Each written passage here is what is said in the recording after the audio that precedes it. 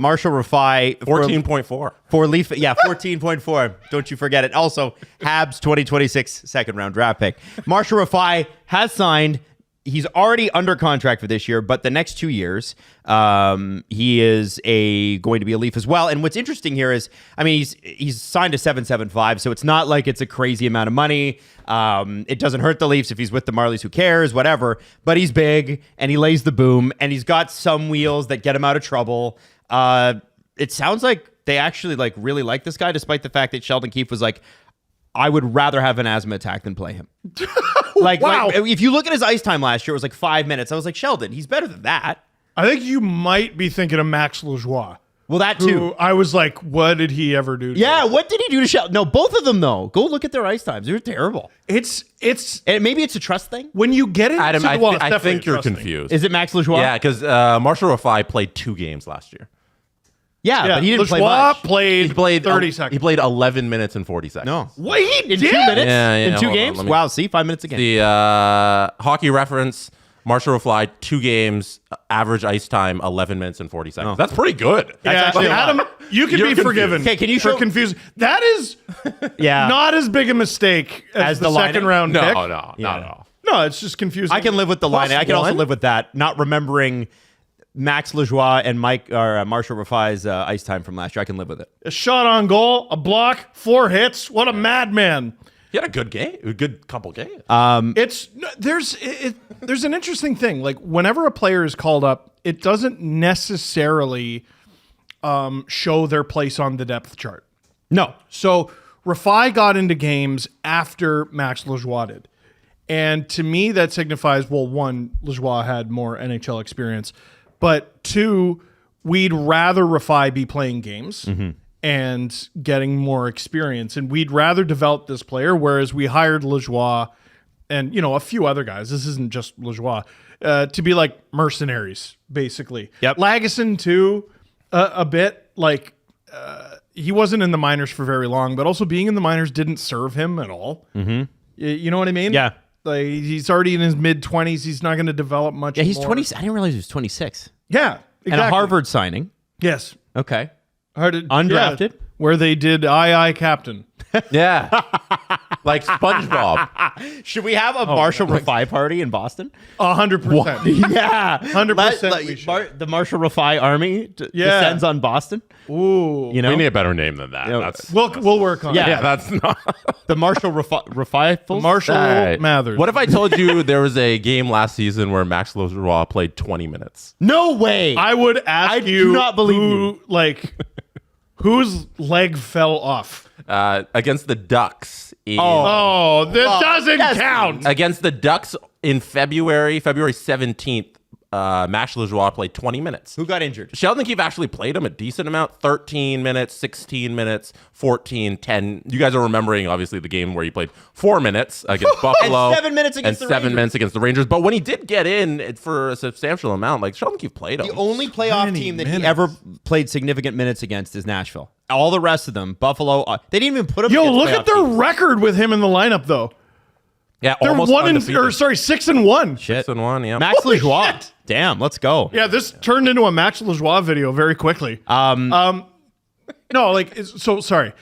There were a couple players last year where the way the organization talked about them, you could tell they really, really liked them. And you're like, okay, so why aren't they playing games? One of them was Mikko Kokkonen, and he's a little more obvious. He's younger, early 20s. Rifai, not as much. But similarly to how the Leafs found a financial way to deter teams from claiming Martin Jones off waivers, that $100,000 bonus that wasn't until, I think it was right around the season began, and teams who claim him off waivers were going to have to pay it and stuff like that. And there's incentive for the player to do that as well and join in on the scheme or whatever. Marshall Rifai, there is enormous incentive to do this. So here, I just want to read this tweet from Kyle Cushman. He's so good on prospect stuff. Per Puckpedia, it's a one-way extension for Rifai. He'll make $775,000 both years of his new contract. So if I'm not mistaken, a one-way deal means he'll be making that in the minors, Oh, which is nuts. Right? That's great. It's really good. And for him. But like you said, it doesn't even kick in until next year for a player with 2 NHL games. This is highly unusual.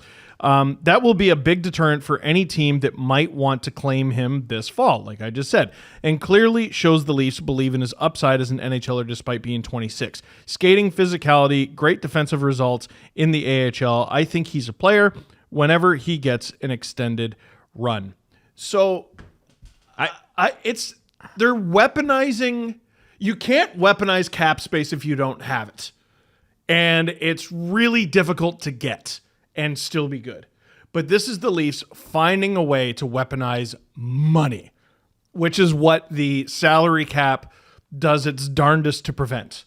The haves cannot be the same as the have-nots. The teams that are worth, several billion can't be just thumping the teams that are worth under $1 billion.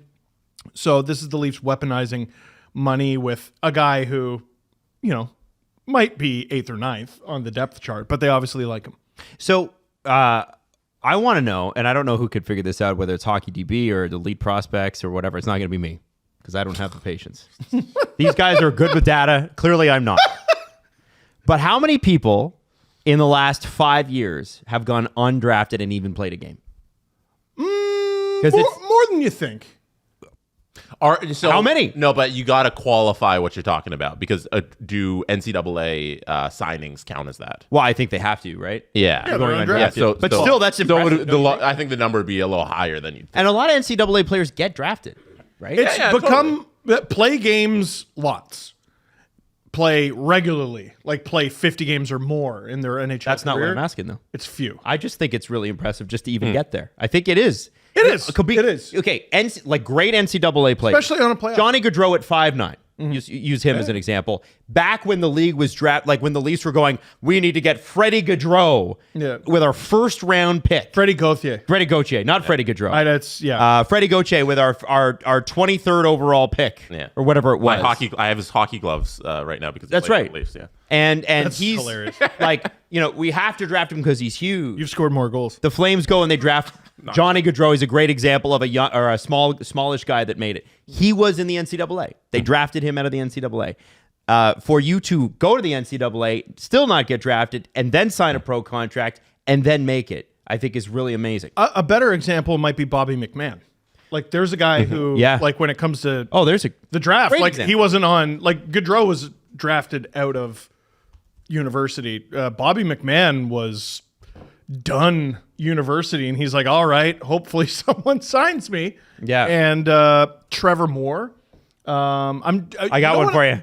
Okay. Justin Brazeau. Oh, no. Well, he was OHL. Yeah, undrafted. Yeah, he was OHL. Sorry, undrafted. It's difficult to think of, though, defensemen. I think the list is far shorter. Okay, that's interesting. It's way shorter. It sort of makes sense. There's more forward positions, so you need lots of guys plug and play on your fourth line, stuff like that. It's probably easier to, in a pinch, have someone fill a fourth line role for a few games than it is to have someone fill out a spot in your top 6. Yeah. Because they either have to be good at their job and shut down the other team's stars, because even though you're trying to keep them away from the stars, the other coach is trying to do the opposite. So there's going to be shifts where you're up against McDavid and McKinnon and etc.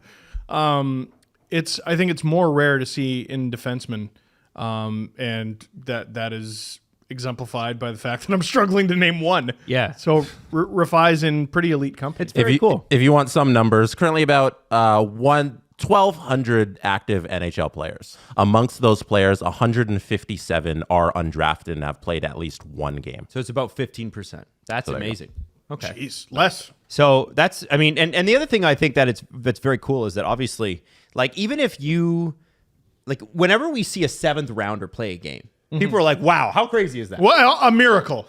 What are the odds? Yeah. And then an undrafted guy, people are like, oh, yeah. Yeah, there's another one. And I think it goes to show, too, that there is so much development that goes on between the ages of 18 and 23.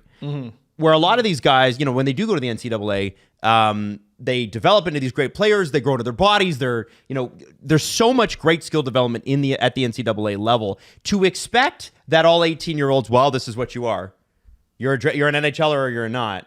I think it's very cool, and it's a great way for teams to find that extra little bit of, I don't have draft capital. Let me grab some guys from the NCAA, really scout that hard, and we've got potential there. We haven't adjusted our expectations yet to how scouting is evolving. But like, what's interesting is now teams, I think, are getting more willing to draft a player who was draft eligible the year before and went undrafted. I'll give you a really good example. Sean Dursey.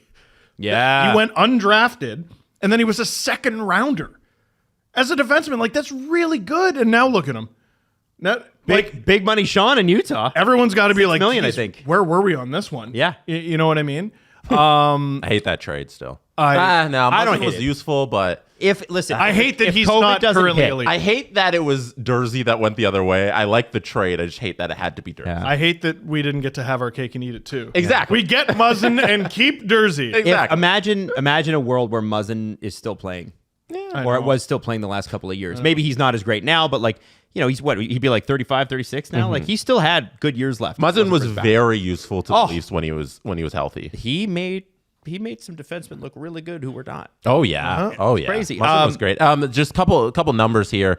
In terms of active players and undrafted in the NHL right now, Mark Giordano, he still counts. He's technically still active. Technically active, yeah. 1,149 games played. We'll go down the list of the top 10. Brendan Dillon, Matt Zuccarello, Chris Tanev, Luke Glendening, Torrey Krug, Tyler Johnson, Pierre-Edouard Bellemare, Sergei Bobrovsky, Artemi Panarin. That's the top 10 of active players who went undrafted. Other notable names: Marchessault, Barclay Goodrow, Barclay Goodrow, Troy Stetcher, some other names there. In terms of points leaders, I think it's going to be Panarin. It's Panarin, Matt Zuccarello, Giordano, Marchessault. I do think it's pretty funny that the vast majority of the players are not defensemen, so I was right in that regard. But the two guys at the top in terms of games played are both defensemen. Yeah. Hilarious. Giordano and Dillon. So when they make it, they really effing make it.